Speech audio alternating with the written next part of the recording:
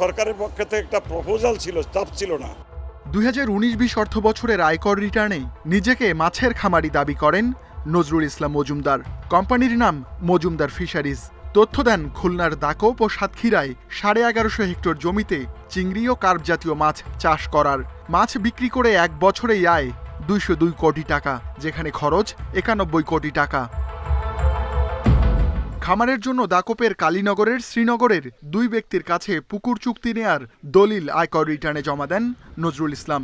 দলিল অনুযায়ী হরিচরণ রায়ের পুত্র যোগেশ চন্দ্র রায়ের কাছে 615 বিঘা জমি লিজ নেন তিনি। তবে যোগেশ চন্দ্র জানান এত জমি তার নেই, আর জমি কাউকে লিজও দেননি। চেনেন না নজরুল ইসলাম মজুমদারকেও। আমার মাত্র 10 থেকে 12 বিঘা সম্পত্তি আছে, এবং তার ভিতর দিয়েও এই যে সম্পত্তির কথা উল্লেখ করা হয়েছে সম্পূর্ণ ফলস এবং মিথ্যা কথা, এবং এখানে 2000 সাল থেকে ঘের বলতে কোনো কিছুই নাই। এই এলাকার রইসুদ্দিন গাজীর ছেলে আব্দুর রশিদ গাজীর কাছে 3000 বিঘা জমি লিজ নেয়ার দলিল আয়কর রিটার্নে দেখান নজরুল ইসলাম। স্থানীয়রা জানান শ্রীনগরে ওই পরিচয়ের কোনো ব্যক্তি নেই, এত বেশি জমির মালিকও কেউ নেই। আমাদের এই দাকোপ থানা বা 5 নম্বর 6 নম্বরের ভিতরে এরকম ঘের নাই। এই ব্যক্তি আমাদের এলাকায় না, আর এই 3-4 হাজার বিঘা জমি আমাদের এখানে না, আর ওনার এরকম কোনো 3-4 হাজার বিঘা জমির মালিক এখানে নাই। পরের বছর অর্থাৎ 2020-21 অর্থ বছরেও মৎস্য খামার থেকে 13 কোটি টাকা আয় দেখান নজরুল ইসলাম। এনবিআর কর্মকর্তারা জানান মাছ চাষের মাধ্যমে বিশাল অঙ্কের অর্থ বৈধ করার বিষয়ে আপত্তি তোলেন অনেকেই। বিষয়টি গড়ায় আয়কর আপিল ট্রাইব্যুনালেও, কিন্তু শেষ পর্যন্ত ছাড় পান নজরুল। আপনারাই তো বলেন, মিডিয়াতে তো আসে যে কোন কোন প্রসপেক্টিভ ট্যাক্স ফাঁকিবাজ যারা, তাদেরকে এটা আমরা প্রায়োরিটি ঠিক করে ধীরে ধীরে এটা করব। মাছ উৎপাদন বাড়াতে আয়করে ছাড় দেয় এনবিআর। তখন আয় 30 লাখের বেশি হলে কর ছিল মাত্র 10%। কর কম হওয়ায় অনেকেই এ খাতের মাধ্যমে অবৈধ সম্পদ বৈধ করার সুযোগ নেন। Ruhul Amin, independent news, Dhaka. গেল 5 আগস্ট আওয়ামী লীগ সরকার পতনের পর দেশের বিভিন্ন স্থানে থানাগুলোতে চলে হামলা, ভাঙচুর ও অগ্নিসংযোগ। লুট করা হয় পুলিশের অস্ত্র, গোলাবারুদ।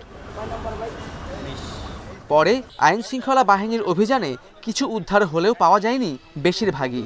পুলিশ সদর দপ্তর জানায় গত 6 আগস্ট থেকে সোমবার পর্যন্ত উদ্ধার হয়েছে 4000 অস্ত্র ও 3 লাখ গোলাবারুদ। এছাড়া 23000 রাউন্ড টিয়ার শেল এবং 2139টি সাউন্ড গ্রেনেড।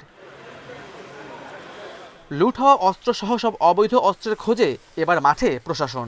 2009 সাল থেকে লাইসেন্স পাওয়া সব বৈধ অস্ত্র জমা দিতে হবে থানায়। পুলিশের বিশেষ শাখার তথ্য, চলতি বছরের জানুয়ারি পর্যন্ত সারা দেশে বৈধ অস্ত্রের সংখ্যা 50,000-এর বেশি। নিরপরাধ কেউ যেন হয়রানির মুখে না পড়ে সেদিকে লক্ষ্য রাখার পরামর্শ দিচ্ছেন সাবেক পুলিশ কর্মকর্তারা। আর অভিযানের স্বচ্ছতা নিশ্চিতের তাগিদ অপরাধ বিশ্লেষকের। ডিপার্টমেন্টের ভাবমূর্তি রক্ষার খাতিরে ডিপার্টমেন্টকে এই যে হারানো যে ভাবমূর্তি, যেটা ধ্বংস হয়ে গেছে বলা যায় সত্য কথা, সেটা উদ্ধারের জন্য এবার সবাই তৎপর, সবাই আন্তরিক। তো এবারে যৌথ অভিযান আমরা আশা করছি যথাযথ হবে এবং বিতর্কমুক্ত হবে সম্পূর্ণ। অপরাধপ্রবণ ব্যক্তি বা যারা অপরাধী অথবা নানা ধরনের উদ্দেশ্য বা স্বার্থ দ্বারা প্রভাবিত ব্যক্তি যারা সমাজের শৃঙ্খলা বা আইন শৃঙ্খলা পরিস্থিতি বিনষ্ট করতে চায়, এই গোষ্ঠীকে চিহ্নিত করা এবং আইনের আওতায় নিয়ে আসা। যৌথ বাহিনীর অভিযান যাতে প্রশ্নবিদ্ধ না হয় সেদিকে সর্বোচ্চ সতর্কতা রাখতে হবে বলছে টিআইবি। তাদের ক্ষমতার অপব্যবহার হয় এবং বিনা কারণে মানুষকে হয়রানি করা হয় বা এই ধরনের কোনো অন্য কোনো ক্ষমতার ব্যবহার এখানে সংঘটিত হয়, তাহলে কিন্তু এটা যতটুকুই বাস্তব আছে, যেটুকু বাস্তবে নেই যেটা, সেটা কিন্তু আরও তলানিতে চলে যাবে। অভিযানের সময় পরিচয় না দিয়ে কাউকে গ্রেপ্তার করতে পারবে না আইন শৃঙ্খলা বাহিনী।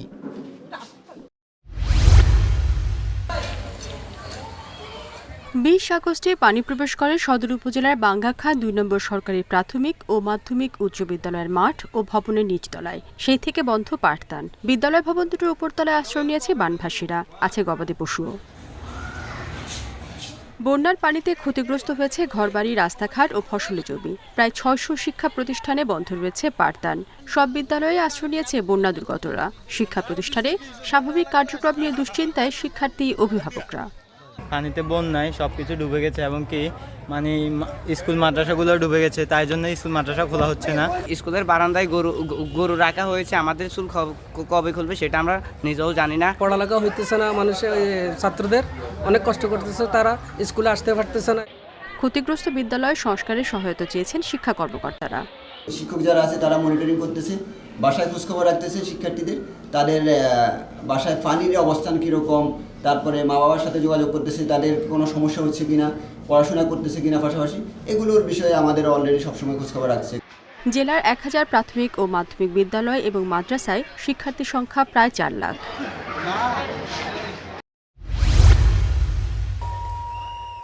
ছাত্র জনতার অভ্যুত্থান ঠেকাতে শুধু আইনশৃঙ্খলা বাহিনী নয়, আওয়ামী লীগের কর্মীরাও নির্বিচারে গুলি করে মানুষ হত্যা করে বলে অভিযোগ দীর্ঘদিনের। শেখ হাসিনার পতনের পর এসব হত্যাকাণ্ডকে গণহত্যা হিসেবে বর্ণনা করে বিচারের দাবি জানিয়েছে বিভিন্ন মহল। তবে আওয়ামী লীগ যেভাবে বিএনপির নেতাকর্মীদের নামে ঢালাওভাবে মামলা দিয়েছে, সেই চর্চা এখনও চলছে, বলছেন মানবাধিকার কর্মীরা। গণহত্যার বিচারে সমন্বিত মামলার পরামর্শ তাদের। আগের গুলি ছিল গায়েবী মামলা এবং তার যে ধরন ছিল যে 2-1জনকে মানে নামীয় আসামি করে বাদবাকি অজ্ঞাতনামা রেখে দেখা গেল একটি ঘটনায় শত শত মানুষ বা হাজার হাজার মানুষের বিরুদ্ধে মামলা দায়ের হলো এবং সেখানে পুলিশ বেপরোয়াভাবে চাঁদাবাজি এবং নির্যাতন করেছে। এবং এইবারও আমরা যেটা লক্ষ্য করছি, জানি না কাদের পরামর্শে এই মামলাগুলো হচ্ছে, ভিকটিম পরিবার থেকে যখন মামলা দায়ের করা হচ্ছে তখন আমরা মামলার প্যাটার্ন দেখছি যে কয়েকজনের হুকুমদাতা আছে, তারপর কয়েকজনের নাম আছে, তারপর অজ্ঞাতনামা। 1 সেপ্টেম্বর পর্যন্ত শেখ হাসিনার বিরুদ্ধে অন্তত 105টি মামলা হয়েছে, এর মধ্যে হত্যা মামলা 97টি। আন্তর্জাতিক অপরাধ ট্রাইব্যুনাল তদন্ত সংস্থায় 8টি অভিযোগ জমা পড়েছে। আইন বিশেষজ্ঞরা বলছেন, গণহত্যার বিচারে সুযোগ রয়েছে আইসিসি আইনে। এই গণহত্যার কথা এই আইনে বলা আছে, ক্রাইমস এগেইনস্ট হিউম্যানিটির কথা এখানে বলা আছে, কিন্তু এলিমেন্টস অফ ক্রাইমস মানে অপরাধের কি উপাদান, এগুলো আছে আন্তর্জাতিক আইনে, আইসিসির আইনে আছে। সেইখান থেকে যদি এই সংজ্ঞা এবং এলিমেন্টস অফ ক্রাইমসের যে বিষয়টা আছে পুরোপুরি যদি আমাদের আইনে অ্যাডপ্ট করা হয়, তাহলে আইনটা কিন্তু একটা পূর্ণাঙ্গ রূপ পায়। গণমাধ্যমের হিসেব অনুযায়ী বৈষম্য বিরোধী ছাত্র আন্দোলনে গুলি, সংঘর্ষ ও সহিংসতার ঘটনায় 16 জুলাই থেকে 1 সেপ্টেম্বর পর্যন্ত কমপক্ষে 760 জনের মৃত্যু হয়েছে।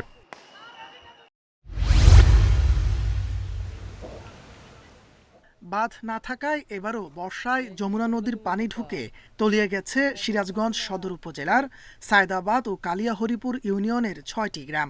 প্রতি বছরই এভাবে 2 থেকে 3 মাস পানিবন্দী থাকতে হয় বাসিন্দাদের। তাঁতপল্লীতে 6 শতাধিক পরিবারের প্রায় 10 থেকে 12 হাজার মানুষের বসবাস। বন্যার পানিতে তাঁত যন্ত্র, সুতাসহ নানা সামগ্রী নষ্ট হওয়ায় বছর বছর বিপাকে পড়তে হচ্ছে তাদের। তাই দ্রুত বাঁধ নির্মাণের দাবি গ্রামবাসীর।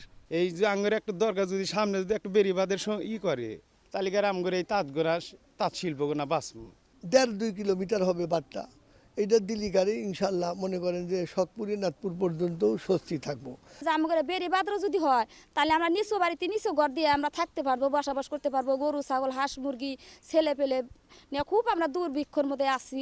মাত্র 1.5 কিলোমিটার এলাকা বাঁধ দিলেই তাঁতপল্লীতে বানের পানি প্রবেশ বন্ধ করা সম্ভব। এরই মধ্যে সম্ভাব্যতা যাচাই শুরু করেছে পানি উন্নয়ন বোর্ড। জনগণের চাহিদা থাকে, আমরা একটি ফিজিবিলিটি করে দেখব যে এই প্রকল্প আমরা হাতে নিতে পারি কিনা। তো আমরা যদি দেখি যে আসলে প্রকল্পটি ফিজিবিলিটিতে আসে, তাহলে আমরা একটি প্রকল্পের মাধ্যমে এই এলাকাগুলিকেও বন্যা মুক্ত করার জন্য আমাদের প্রচেষ্টা থাকবে। পানি উঠায় তাঁতিদের কাজহীন থাকতে হয় এই কয়েক মাস। বাঁধ নির্মাণ হলে বর্ষা মৌসুমেও উৎপাদন স্বাভাবিক রাখার পাশাপাশি আর্থিক লোকসান এড়ানো যাবে। Independent news.